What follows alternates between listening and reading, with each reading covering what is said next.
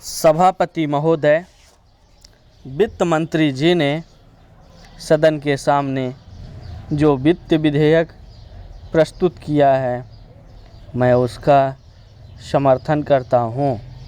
इस बजट का समर्थन केवल मैं ही नहीं बल्कि सारा देश करता है और मैं समझता हूँ कि हमारे विरोधी पक्ष के माननीय सदस्य भी अपने दिल से इस वित्त विधेयक का समर्थन करते हैं। पहली बार इस सदन में इस प्रकार का बजट प्रस्तुत किया गया है।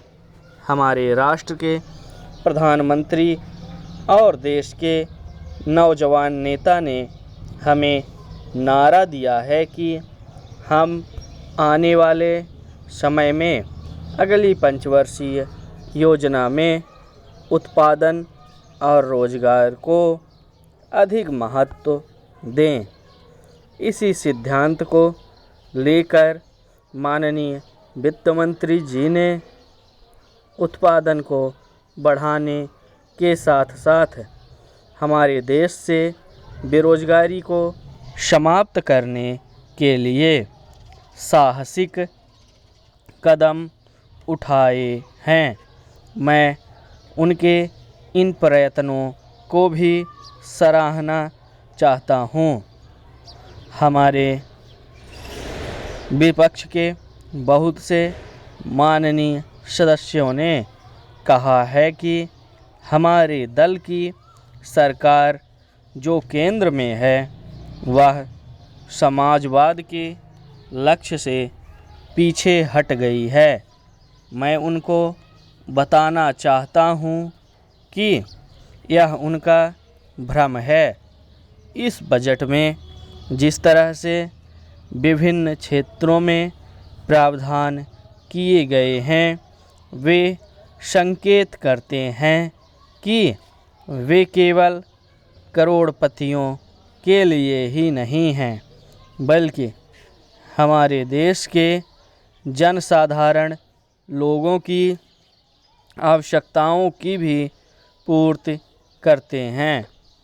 मैं विपक्ष के माननीय सदस्यों को बताना चाहता हूं कि पिछले बजट में जो घाटा था और जिन परिस्थितियों में वित्त मंत्री जी ने यह बजट पेश किया था, उसको भी समझ लेने की आवश्यकता है।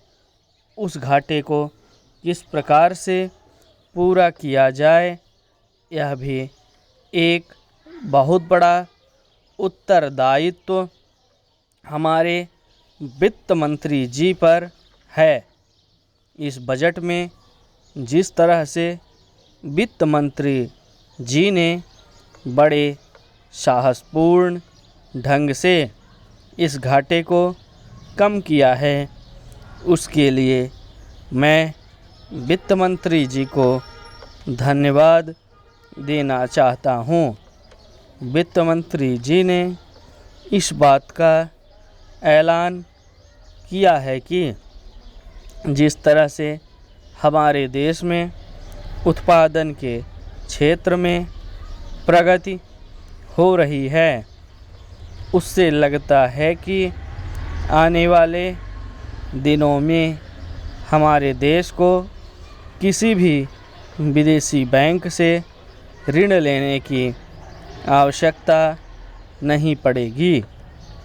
जब हम विदेशी बैंकों से ऋण लेते थे तो विरोधी पक्ष के लोग उसकी आलोचना करते थे, लेकिन अब जब उन्होंने यह घोषणा की है तो हमें उनकी घोषणा का स्वागत करना चाहिए।